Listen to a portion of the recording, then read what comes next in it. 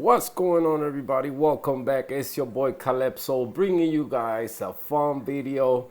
And basically this video all is about DIY stuff. So what you guys are seeing here is few of the DIYs that I had done in the past. I did basically use them all, and I wanna see what you guys think and which of these you guys think was the most effective, or did it work. I never done videos about them, but basically this is what I want to do with you guys. I'm not gonna show no videos now about them, because basically what we're gonna do is we're gonna reuse them again, and then this time I'm gonna record videos about each one of these items, so you guys can see if sometimes it's worth it doing some DIYs of your own. Because some of these equipments or items, they become really expensive when you're looking for them, or whenever you need them for your tank. So here the black box is a DIY algae scrubber. It's not the best looking algae scrubber, but let me tell you guys, whenever I built this thing, it was working. You guys be surprised and how this thing works. So it was fun making it. I didn't spend no money on it. Basically those stuff you see in there, I had them before. So I just used them. I figured out I can make algae scrubber out of it, and I did. So the other item right here, this clear box, is a three-in-one fish trap. I probably did a video about it, but not with details about how it works. But that's another DIY that is worth a while making it, because you guys know fish traps, when you trying to purchase a fish trap, they go for a lot of money, and a lot of them, they not as effective as I say that this one is, because this one is really effective. And once I make a video about it, you guys gonna know why I say that. And then the other items you guys are seeing here is some frat racks. You guys know probably the tower that I did before. I did use it for a little bit, but I end up ungluing the corals out of there and putting them in the rocks.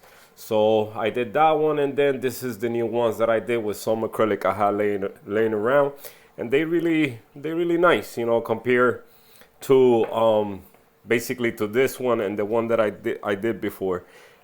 Basically all I gotta get is magnets, and once I get the magnets, hey, they look good. Why I did them too, also again, I had the acrylic laying around, and if you go online for something like this big, you're gonna spend probably around $20. And I say, why pay $20 when I can make it myself? So I'm gonna make videos about each one of these items. Basically, that's what I'm gonna be uploading from the next week or month, who knows, depend which one takes the longest. And we're gonna see if they work. All right, in the meantime, let me show you guys the reef, so you guys can see how the reef is doing. Now guys, remember, out of all these items here, just drop in the comment section below which one you think is gonna work, or is gonna be the most effective one. All right guys, so let's take a look at the reef now, so you guys can see how everything is doing over here. So I'm probably gonna use some of those items in this reef here, because I got the most space here to work with those type of items I got there. But everything in the reef is doing good. I did have a few issues with my A can. Now it's looking good. After this morning, I vacuumed the heck out of the sand bed, and what I got out of the sand bed, I can show you guys right now. I got this bunch of spaghetti worms. I ain't gonna lie, it's about 50 or more. I remember Reefer Girl doing a video about them, and yeah, they become a pest in the aquarium, in the sand bed, and sometimes, like it happened to her, it will bother your corals. So if you get the chance to remove them out of the tank and keep them under control, I suggest for you guys to do that. So that's exactly what I did. I know probably it's more inside the sand bed, but at least I got the most that I can just by vacuuming all this section right here, all this, and some of them. That's why the sand bed looks so clean right now. So I think probably that was irritating some of the corals, even though I didn't find none around the corals. But hey, you never know. Things at night they crawl out, and you never know what they're doing. So, but here, all the corals are doing good. You know, I ain't gonna say they doing super good, but they doing good. The only issues is this one right here. You guys can see it has some die off in the bottom. That's probably, you know, what's happening already. I didn't caught it on time, but I'm about to do a water change, even though I don't do water changes. So I'm just gonna do a water change and see if that helped with that coral. My flower pot is happy. It's some part of it did die, but I see in the parts that did die, you guys can see in the bottom, it got new heads now. So I don't know, probably has some flesh left over and they came back out. What else? The Setosa, the orange Setosa right here. That was my main colony. You guys know this piece from the one I had in the rock on top of the rockwork before. So it has some die off because it was in the back and it has some Aiptasia stuck to it. So I took it out, cleaned the Aiptasia out of there, and hopefully now it will bounce back. Even though the part that already died, I don't think it's coming back. But hey, it is what it is. Sometimes, you know, this Aiptasia growing part, they hard to reach. And if you don't see them on time, I didn't see that one bothering that coral. Why? Because if you guys see my Montes back there, it was hiding right in the middle. So it was getting light, but I didn't see the Aiptasia bothering it. So that's why we have that situation now. Here, my purple stylo is doing good. Even though you guys see that all this white, that's because it's not getting no light. But you can see the clear polyps there. So I don't worry too much about that coral. So it's always been like that. So I moved my candy cane here. It's kind of happier now, even though I know the flow is hitting it hard because you don't see no shape of the candy cane's heads. So, but it seems to love that spot because the heads now are more fluffier. So it's gonna stay there for a while. My torch now is opening more. I had it right here on the floor, and then at some point I moved it to the back, and also is doing better now there.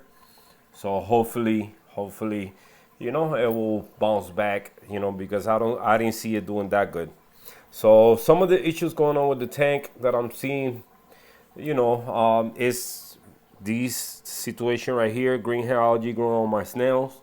I don't see it in the rock, so thank God, you know, cross fingers, knock on wood, it don't happen. So hopefully it's only in the snail. I did brush it off one time and did grow back. So I got snails with hair now, so they look funny. But every other coral, my Montes are doing beautiful.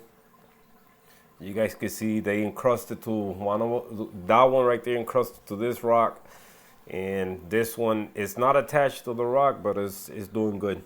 My other two Montes here also doing good, even though they don't get that much light. I know if they get more light, probably they grow faster and bigger. So, but hopefully I can keep them at bay right now until further, until future changes that I will do to this tank. So those back there in the middle, I always forget the names. I don't know why. I know I got it right here somewhere in my brain, but I always forget the names, and they doing beautiful. I hide them back there, and now they puffier. I guess they don't like too much flow. So right there, the flow is decent, so it's hiding. My frog spawn is doing good. You guys can see the color is nice and bright. It's doing good. My zoas also are doing good. I did move them around, so that's probably why you guys see it different. All my acans here, my rocker acans is doing beautiful. My Ricordias also are doing good, even though that one is almost detached from the rock, but they doing good. And what else? This is basically my emergency corals. This lets you know exactly when something's wrong in the water. And for the past 2 days, my two Duncans were kind of closed, so I knew something was wrong in the tank. And I always, the first thing I do, I vacuum the sand when things are like that.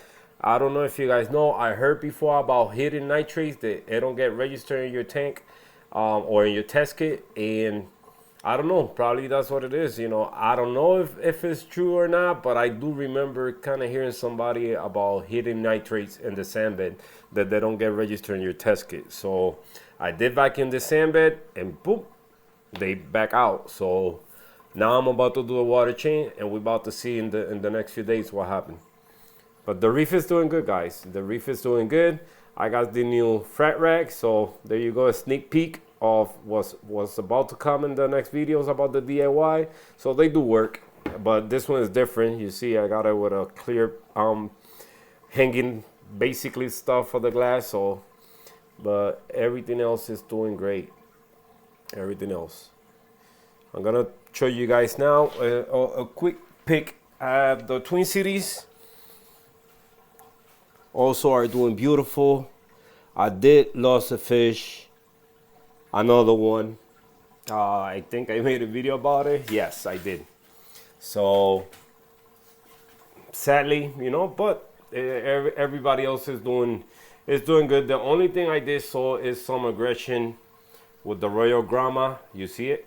It's showing a little bit of aggression. It got bigger ever since I got it, and now it's picking on the yellow belly damsel, so it follow him everywhere he goes. So she probably the one that caused the tail spot blenny death. So who knows? But everything here also is doing good. All the corals are thriving, growing, doing beautiful, beautiful. You know, some minor issues with the zoas. I'm not seeing that much growth, but then again, I'm here every day. I see this every day, so probably that's why I don't see that much growth. I did frags on my hammers, some on my hammers. That one I just moved the deer, so that's why it's not that happy. But this one, compared to the ones in the main displays, you guys can see the heads in this one. They kind of closed. They're not stretchy that much. Now look at this one. This one looked more like a torch, and you know, the polyps are really stretchy. So yeah, so but they doing good. They doing good. The filter is doing great also. The skimmer is back working. It's pulling a lot of yunk out of there, so that's a good thing. And like I said, guys, I'm not gonna take no more time from you guys, and I'm about to do a water change, and just wait. Really soon I'm gonna start uploading video about my DIY if they work. I got the food ready. I'm gonna feed the tank first, and then after I feed and everybody ate, then we do a water change. All right, guys, so thanks for watching. If you haven't subscribed to this channel, now is the time to do so, and I see you guys in the next one. Hasta la próxima. Your boy Carlitos out. See you guys. Thanks for watching.